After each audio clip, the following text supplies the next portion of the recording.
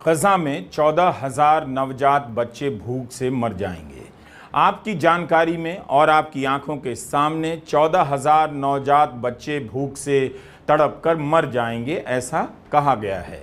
Israel के प्रधानमंत्री Benjamin Netanyahu कहते हैं कि वे कम से कम न्यूनतम मदद पहुंचाने की इजाज़त दे सकते हैं।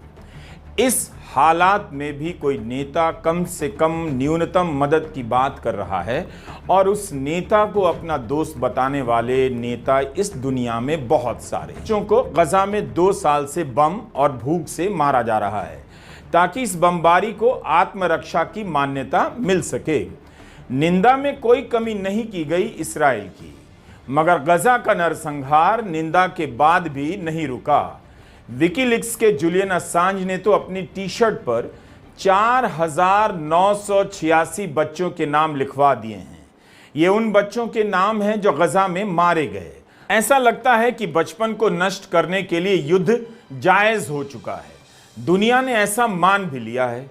क्रूर से क्रूर इंसान के भीतर बच्चों के जरिए करुणा जगाने के कितने रूपक मौजूद हैं, लेकिन गजा के बच्चों को दुनिया भर की करुणा ने मरने के लिए अकेला छोड़ दिया है। अगर गजा में 48 घंटे के भीतर मानवीय सहायता नहीं पहुंची तो 14,000 नवजात बच्चे भूख से तड़प कर मर जाएंगे।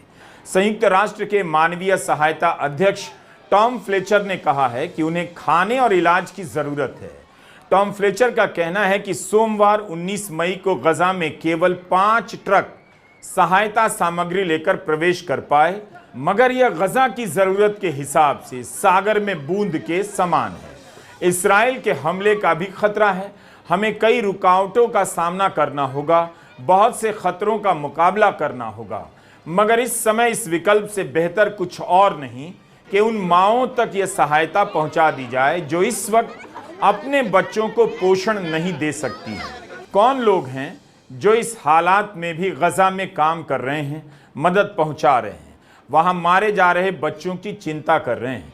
अब कोई कहता भी नहीं कि बच्चों का क्या कसूर है, उन्हें क्यों तड़पा कर मारा जा रहा है। मामूली बैकग्राउंड म्यूजिक से भरे घटिया सीरियलों को देखते हुए दर्शक भर भर आंसू रो लेते हैं, लेकिन इस दुनिया की आंखों के आंसू तभी क्यों सूख जाते हैं जब गजा के बच्चों की खबरें आती हैं।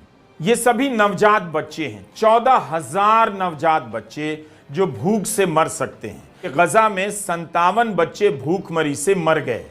संयुक्त राष्ट्र से जुड़ी संस्थाओं का अनुमान है कि गजा के 93% बच्चों पर भूखमरी का साया है, यानी गजा के 9,30,000 बच्चे भूखमरी के साये में जी रहे हैं। मीडिया विश्लेषणों में इसकी संख्या तो और भी अधिक बताई जा रही है।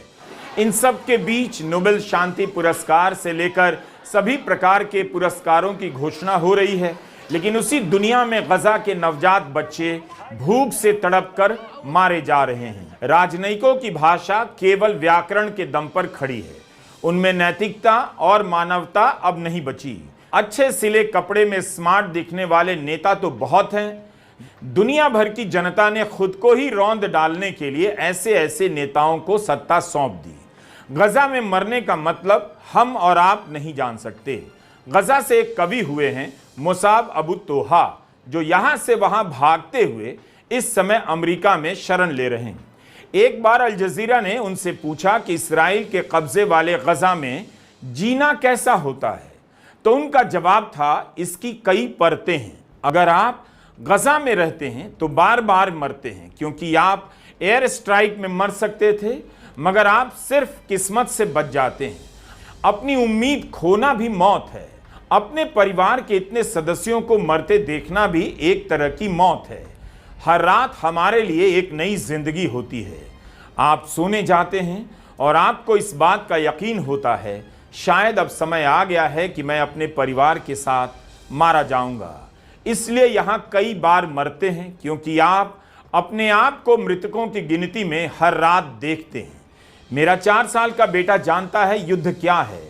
उसे पता है कि एयरक्राफ्ट क्या होता है, बम क्या होता है और एयर स्ट्राइक और धमाका क्या है। बच्चे चित्रकारी करना, पेंट करना, साइकिल चलाना नहीं सीख रहे। वे जीना नहीं सीख रहे, वे किसी तरह बच जाना सीख रहे हैं। ऐसा हो गया है जीवन गजा के बच्चों का। बच्चे खेलते भी हैं तो कल्पना यही करते हैं, आसमान से बम गिरा आ रहा है और बचने की कोशिश में कंबल के नीचे छिपे जा रहे हैं। गजा के बच्चों की क्या हालत होती होगी। इस्राइल का ही अखबार है हारित्ज और टिप्पणी इस्राइल के बारे में। हिंदी में यही मतलब हुआ कि जिस देश में बच्चों की हत्या से किसी को फर्क नहीं पड़ता, उस देश में बच्चों को अच्छा बनाना भी मुश्किल हो जाता है। मैं अपने बेटे से पूछता हूं, क्या वो बड़ा होकर पायलट बनना चाहता है? वो कहता है वो यह नहीं चाहेगा कि वो इंसानों और घरों पर बम गिराए। यह कविता मुसाब अबू तोहा की है।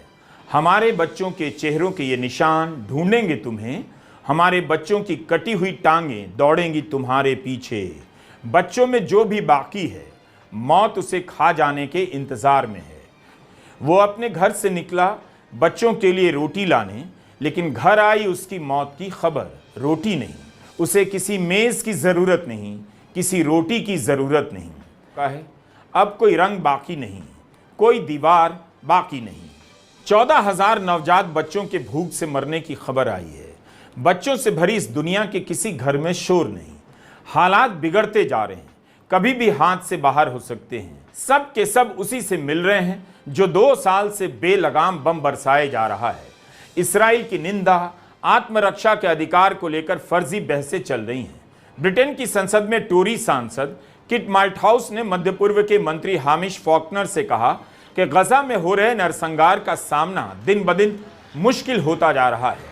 इस्राइल का लंबे समय से बचाव करने वाले विपक्षी सांसद टोरी सांसद कहने लगे कि यह नरसंहार नहीं तो फिर नरसंहार क्या है। जब लोग मुड़कर इतिहास की तरफ देखेंगे तब पाएंगे कि एक देश के रूप में हम कहां गलत थे। ब्रिटेन की संसद में विदेश सचिव डेविड लैमी ने घोषणा की है कि ब्रिटेन इस्राइल से अपने व्यापारिक रिश्ते नहीं रखेगा। गार्डियन अखबार के कॉलमनिस्ट ओवेंस जोन्स ने इसी पर एक पन्ना खर्च कर दिया है कि नेताओं को अब फर्जी तरीके से कयामत के दिनों की चिंता सताने लगी है। तब वे अपने अपने ईश्वर के सवालों का सामना कैसे करेंगे?